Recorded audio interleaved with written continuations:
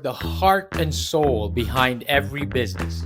Stories. Welcome to Business Story of the Week, hosted by me, Joshua Laurie. From setbacks to comebacks, from tragedies to triumphs, we inspire entrepreneurs through conversations that matter. Witness the magic that turns dreams into reality.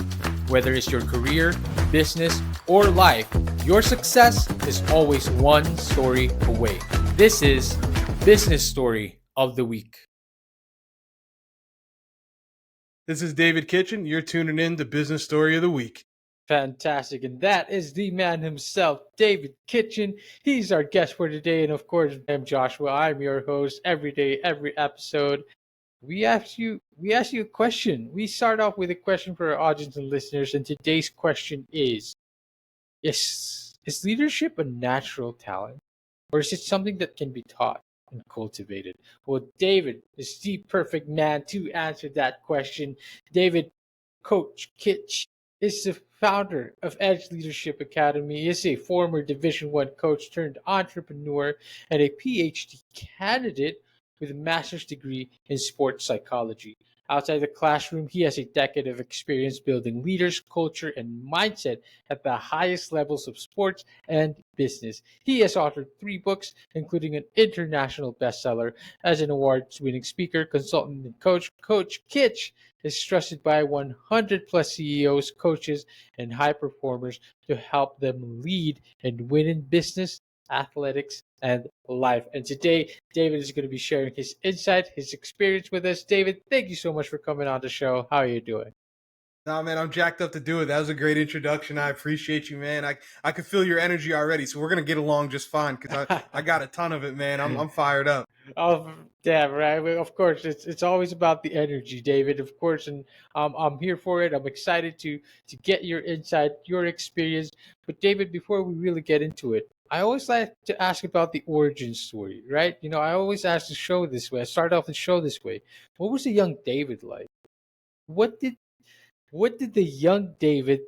I mean, was he always a natural leader? What would the young David say to the David of today? Man, honestly, I was not a natural leader, brother. I was a kid that was came from a single parent household. Never met my biological father. We struggled financially. My stepfather struggled with addiction issues. He was in and out of the house. So I was the man of the house at like 11 years old, and was raised by a single mom. So, when people say like leaders are born, right, and it's like I just don't believe that. I just don't believe it because I watched my own life take place, and it was a series of events that allowed me to grow these skills. And so when you say what was young David like, man, he was just trying to figure it out. He was just trying to figure it out, had a lot on his plate, but I was always an energetic kid. I was always the kind of person that wanted to be outside and playing and doing things, and trying to figure out solutions to things. But man, I was if people look back and say, would he be who he is now, I could tell you absolutely not. I mean, I got kicked out of school in the third grade. Third grade, the principal of the school told my mom. Me and my mom were just talking about this today on the phone, actually. Principal of the school told my mom, your son will never see anything but the inside of a jail cell. And so we don't want him to come back to school next year. Man, so, to look back at young David and who I am now, there was a lot of lessons, a lot of things that learned, but if anything, I'm a walking example of what my company is, and that's built, not born. Wow, David. I mean, that quick story right there is quite a testament to the journey that you've taken, the resilience that you've taken, how you turned your life around, how you just didn't listen to whatever people were saying, but it really is us who write our stories, right? And in Absolutely. order to be a good leader, you have to be able to lead yourself first, and that is a very, very important aspect. David, of course, you got into Division One coach as well. You got into sports. You got into football, if I'm not mistaken. David, talk to us about that. What was that pivotal moment? Why football, and how did it change your life? Dude, football it's given me every opportunity that I've had. I just had the opportunity to speak to a local high school. So we typically Wow, do a college campus tour.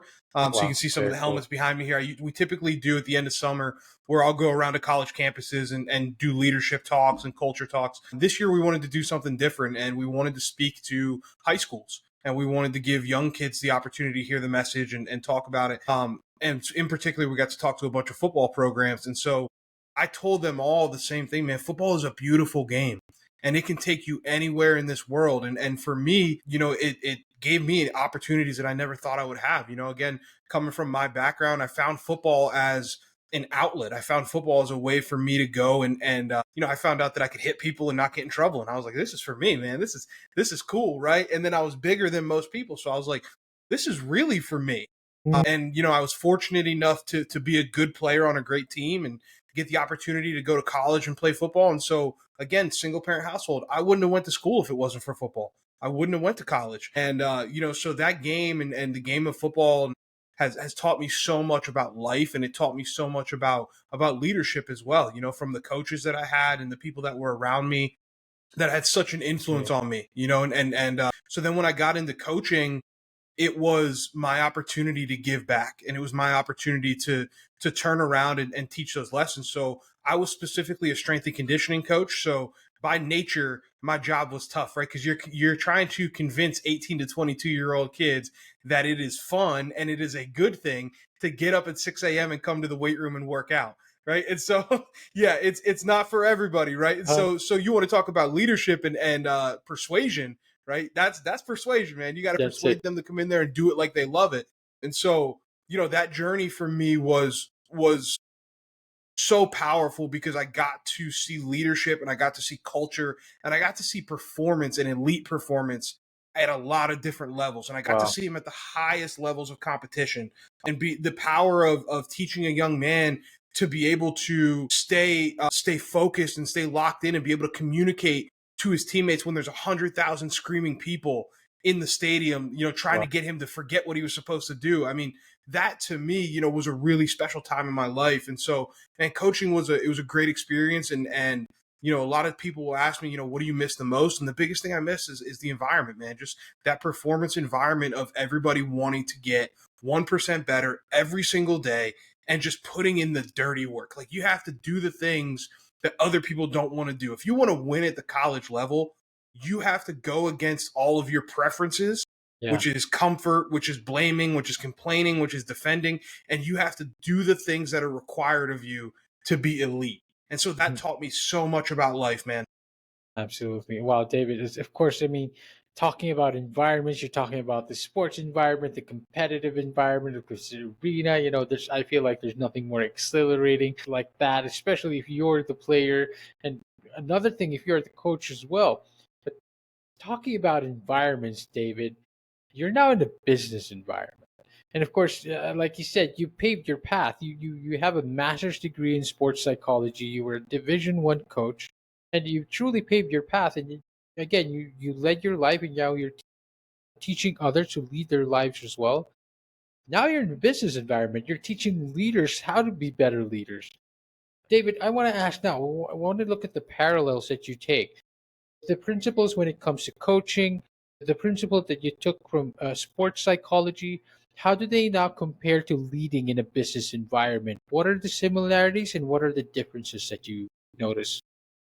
Yeah, honestly, there's more similarities than differences. The cool thing about leadership is that it transcends industry. Leadership is leadership, whether you're leading athletes, whether you're leading your family, your business, your community. Leadership is leadership, and it really boils down to 5 main characteristics. And these aren't me making these up. This is what the psychology research says. You have to have a really strong character. You have to be extremely consistent. You have to be able to be committed to a vision and a group of people and a culture. You have to be able to be creative, and then you have to be able to communicate.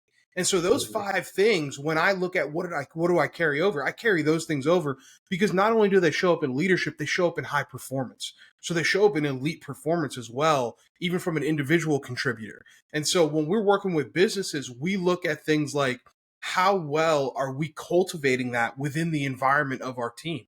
How well are we developing leaders? Because leaders develop leaders.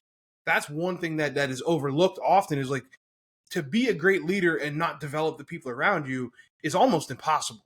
Yes. You have to be able to empower the people around you to then step into their leadership traits. So much of what I learned from the sports environment carries directly over to the business. And at the end of the day, I don't care what anybody says, business is a game. And there's winners and there's losers. And there's a scoreboard just like there is in life. And so for me to be able to bring my competitive fire, and you can hear it in the way that I speak, I'm a competitive dude. Like I bring that over to business. And so this isn't, we don't do the kumbaya leadership stuff. Like that's not who I am. That's not how we operate. We come in and we want to give you the edge to win. We want to teach you how to develop a culture of people that is competitive and that are committed and that are understanding of what the vision, mission, and values are, and then teach you to go and win the right way and win for a really long time. Wow, I love them. Win for a really long time, but yeah, like you said, it all spills over from sports. Like you need a team to be a good leader. You need a good team around you, but to lead through other people is a very valuable aspect of leadership, and I think that really is quite it's natural. It's natural in teams. It's one thing to have a team again, but leading through that team is another. And like you said, I think we started off with this question to start off the show: is leadership a natural skill? Is a natural talent, or is it something that can be taught and cultivated in anybody? Of course, now today, David, you founded what you are the founder of Edge Leadership Academy. David, talk to us about that path. What inspired you to go from sports psychology Division 1 coach into going into business leadership? What was the pivotal moment there? It came during the pandemic, and I had had a little bit of the entrepreneurial bug already. I'd already always kind of I thought of see. myself long term and in maybe some sort of business role. But during the pandemic, my contract came up, and so at that level, you got to basically compete for your contract extensions. And there's, for every, this is what people don't understand about that level of coaching, is when you're in that level of athletics, for every job that opens, there's thousands of applicants for one job. And so it's a very cutthroat industry. And my contract had run up. I wasn't sure if I was going to get an extension. We were getting a new head coach in. And so I was like, I don't know how this is going to go. And I kept going back to this conversation that I had had with a young man who was the best leader that I had ever coached. I mean, this kid was an absolute room tilter. And he came in my office one day and he said, Coach, I've been the best player on every team I've ever been on. And everybody's always telling me to lead, but nobody ever taught me how. And so for me, that was kind of the light bulb moment of, oh, this is an issue that people are facing, right? And it's usually if somebody has a problem, it's indicative of a bigger population. Like there's more people out there that have that same problem. And so that kind of flashed in my mind as this contract extension was on the table. And I'm thinking to myself, what do I want to do? So I kind of sat on it for a little bit, and then it was like a movie moment. I got called down to the head coach's office. He slid the contract across the table and said, "Hey, we're going to make you, one of the highest paid assistants in the conference, and you're going to be, it's a long-term contract extension, this, that, and the other." And I just couldn't sign it. And I said, Coach, I think I'm going to walk away. I think I'm going to go do my own thing. And so that night, while everybody else in the country was scratching their heads, wondering why I did that, that night I went home and Googled how do you start an LLC, and I built Edge Leadership Academy literally that night. Wow, wow, that is so cool. I mean, it's these things that they push us into directions that we don't expect, and we just kind of like you just go with it. But if you know who you are and you lead with good intentions, you're very clear what you want to get done. I think those are aspects of being a good leader. David, talk to us a little bit more now. Now you told us a story how you started Edge Leadership. Talk to us about exactly what you do. What's the inspiration behind that name? How do you keep leaders? How do you teach them? How do you teach them how to get that edge? How do you Yeah. do it? Yeah, man. So the inspiration behind the name is we used to call the edge was the area when your talent ran out, when talent wasn't enough anymore. And so to me, that edge is leadership. That edge is your ability to step into the unknown and chase something and stay committed to it during hard times. So what we do specifically, we serve three populations primarily. Our bread and butter and our biggest population, our biggest target market is businesses and is the corporate sector. So we come in, we do consulting where we'll work with teams and companies on developing full scale implementation of leadership development programs. So we'll help you make leadership development part of your SOPs and part of your standard operating procedures, from workshops, from coaching, from one-on-one mentorship, group mentorship. We help companies look at their hiring profiles to make sure that they're attracting, retaining, and developing A players. And then we continue to develop them ongoing. So we stay on board with our clients long term to make sure that they're staying aligned with what they want, and they're getting in, again, attracting, retaining, and developing the type of talent that they want. And it starts from the top down. So Starts from that's the top the down. corporate sector. Athletically, we do the same thing. We still work a lot in college athletics.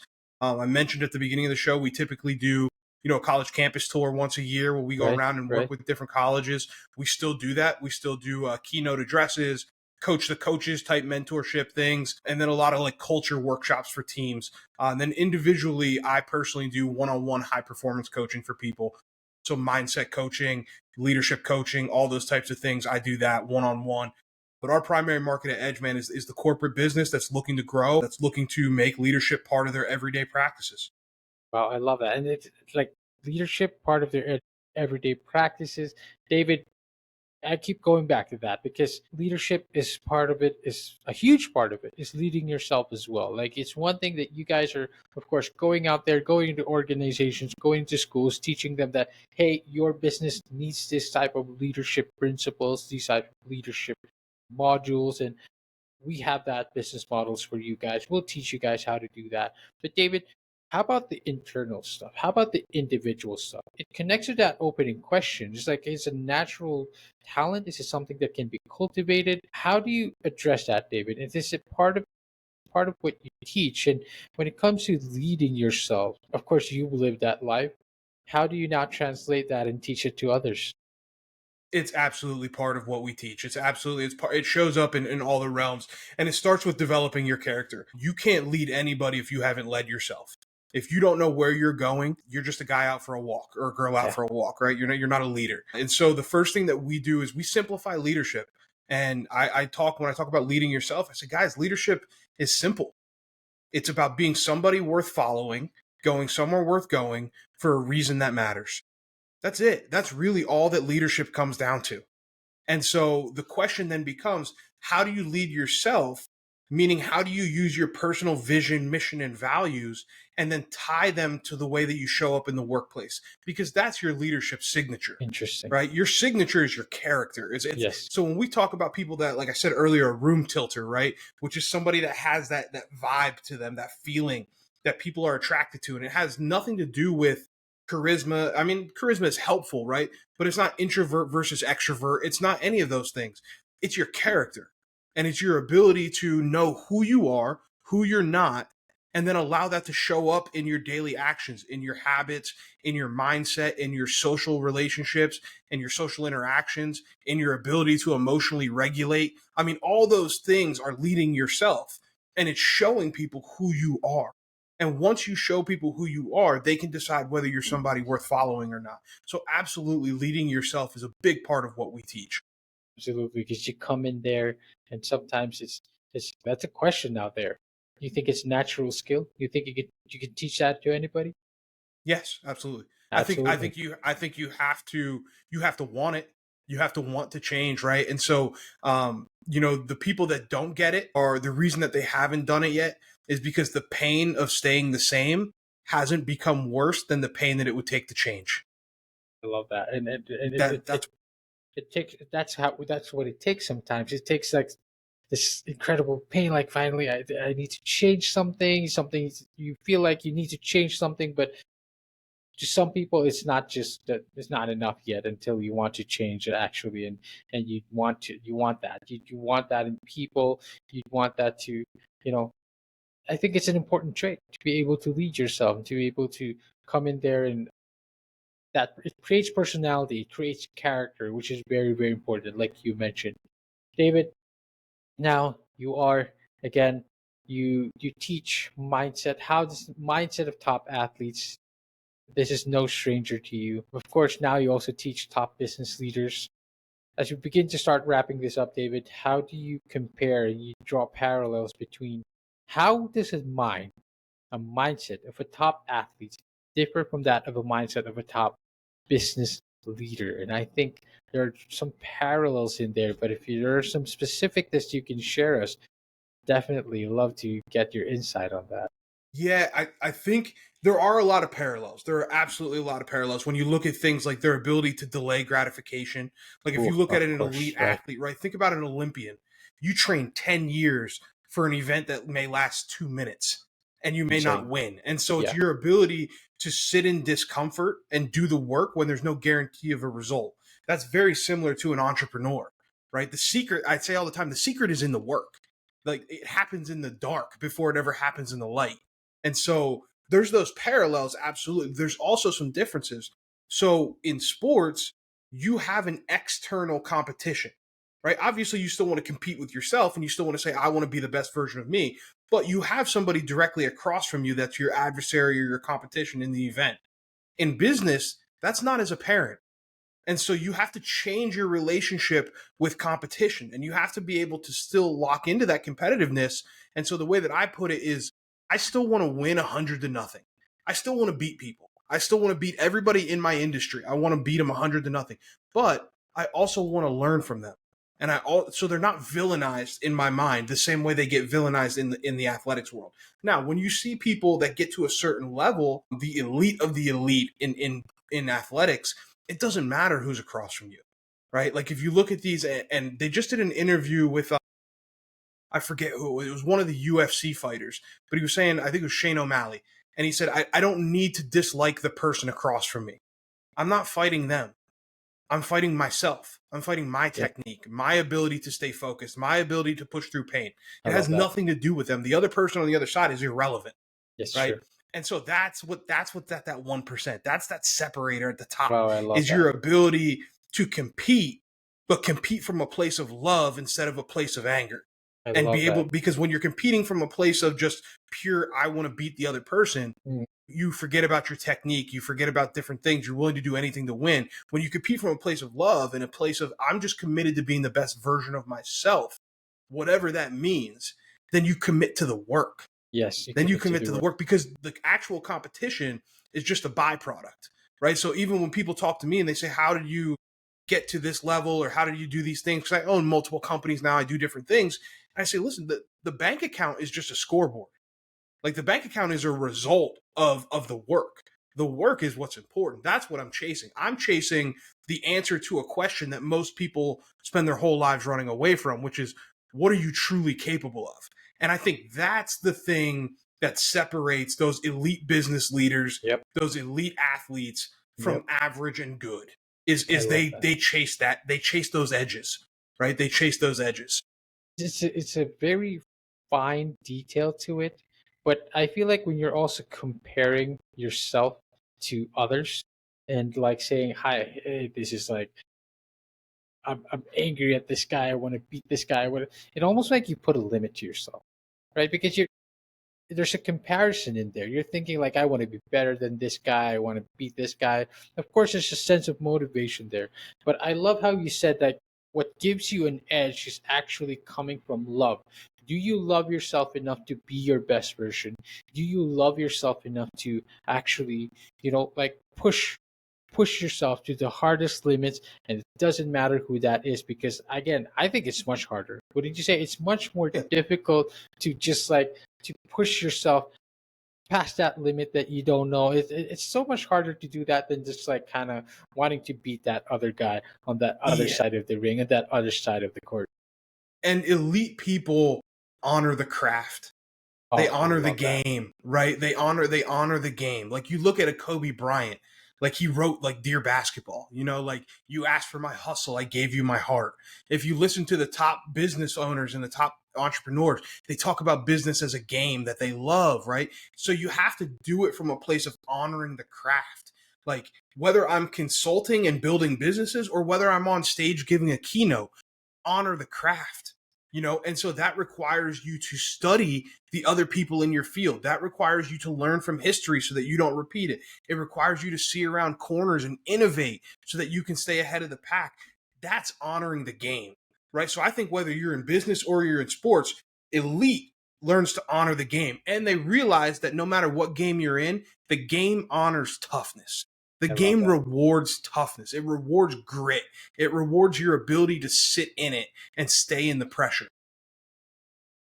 I love it. I love that you use, of course, Kobe, one of our best examples out there when it comes to grit, when it comes to heart, and again, all of this translate in leadership, translate in business very, very well. And I love that you're bridging that gap. You're the perfect man to bridge that gap. You're taking those sports principles, sports mindset, sports psychology now into business psychology and giving all the leaders an edge. Again, edge leadership. And we're trying to get leaders, to get that edge. Get that edge, David. And of course, the website is edgeleadershipacademy.com. David, where else can we find you? Where else can we learn more? Where else can we connect? Yeah, man, I'm on all the socials. I keep it really simple. I'm at Coach D Kitch. D is in David, at Coach D Kitch on every single social media platform. I'm always on there talking mindset, talking leadership, talking all the things we talked about today. Cool. People can also join our newsletter. We have the Finish Friday newsletter that comes out every Friday morning at 6 a.m. because champions create distance on Fridays. They see Fridays as an opportunity to bury people and create the distance. And so we send our newsletter out every Friday morning at 6 a.m. so that you can read it and have that edge going into your day. Man, I love that. Friday's where we bury people. I'm going to remember that. So I'm going to take Friday. I'll make sure to keep that in mind. Give myself that edge, remind myself Friday is when I bury people. I love it. I love it. David, thank you so much for the energy. Thank you so much for the insights. Of course, to all our audience and listeners out there, edgeleadershipacademy.com. Go check out David's on all his socials. And David, it's been great. It's been fantastic. Thank you so much. Thank you, brother. Thank you for having me. This was fun. This was fun. And to all our audience and listeners out there, I hope you guys had as much fun as we did. Thank you for watching the episode, and we will see you on the next one. Bye-bye. All right, so here's the thing. We try to get a little bit better every day, but we can't do it without you. So if you like the video, make sure to like and subscribe below. And if you have any comments, just leave them in the space under.